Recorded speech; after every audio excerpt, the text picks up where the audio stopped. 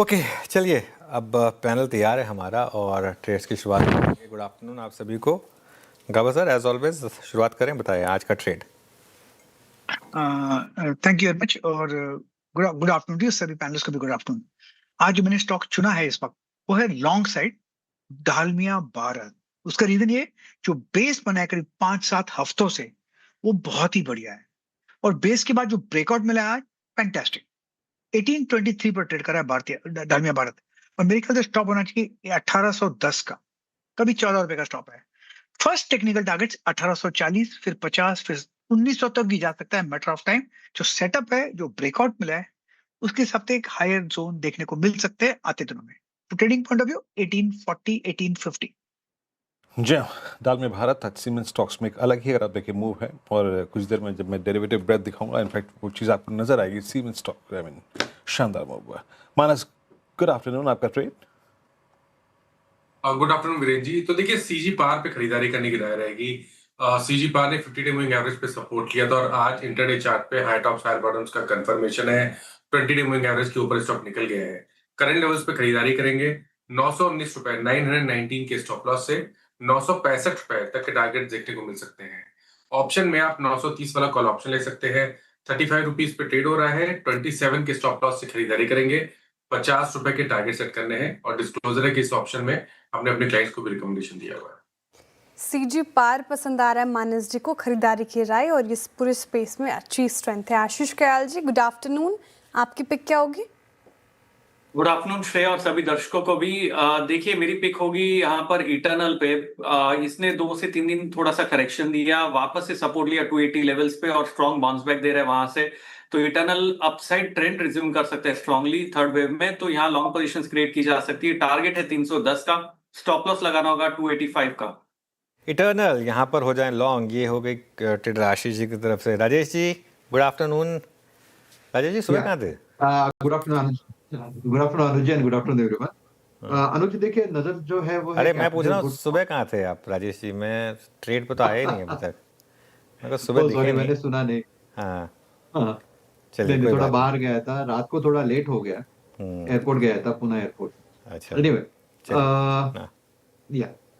अनुज देखिए नजर जो है वो है कैपिटल गुड स्टॉक्स के ऊपर और एबीबी एक अच्छा लग रहा था लेकिन बहुत ज्यादा भाग गया है, वो 5.5% ऑलरेडी ऊपर है।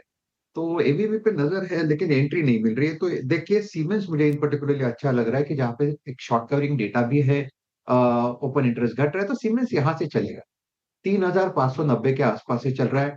3,550 का स्टॉप लॉस रख के सीमेंस बाय करे। मुझे लगता है इसका जो टारगेट होगा वो रहेगा करीबन 3,680 से लेके 3,700 का सीमेंस।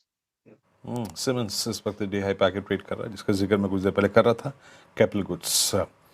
विकास, गुड आफ्टरनून, आपका trade. Good afternoon Virendra ji. देखो मुझे लग रहा है कि अडानी फोर्ट यहाँ पे एक स्ट्रॉन्ग कैंडिडेट बनते हुए देखने मिल रहा है। 50 डीएमए का एक स्ट्रांगली सपोर्ट यहाँ पे लेते हुए देखने मिल रहा है डेली चार्ट पे।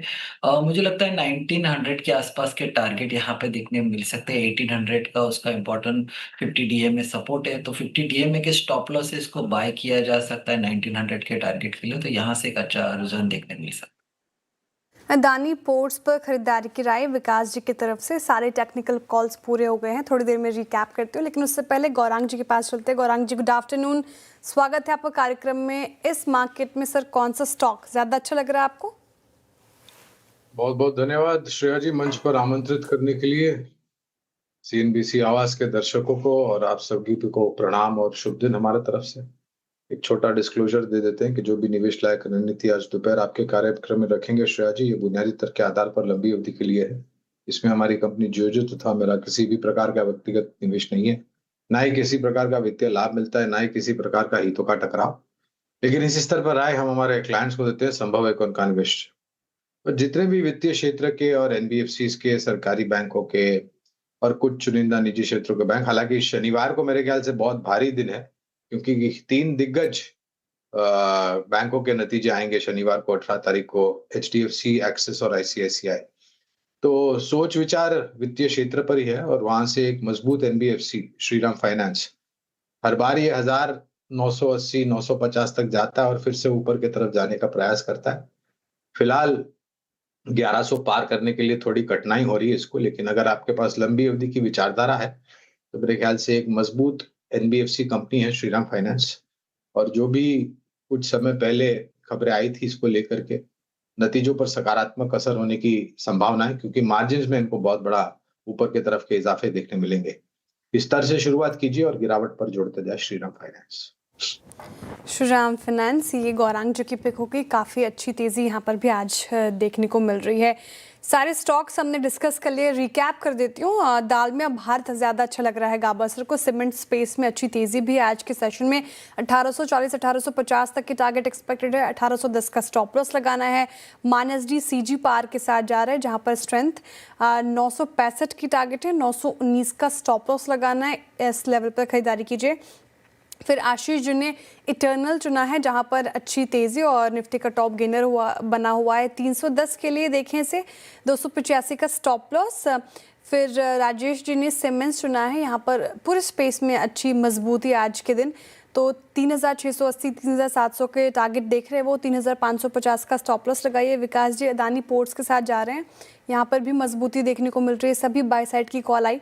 1900 की टारगेट उनकी तरफ से, 1800 का स्टॉप लॉस। और आखिर में गौरांग जी ने लंबी अवधि के नज़रिए से श्रीराम फाइनेंस चुना है, जहाँ पर उनको मजबूती नज़र आ रही है। एक बार रखिएगा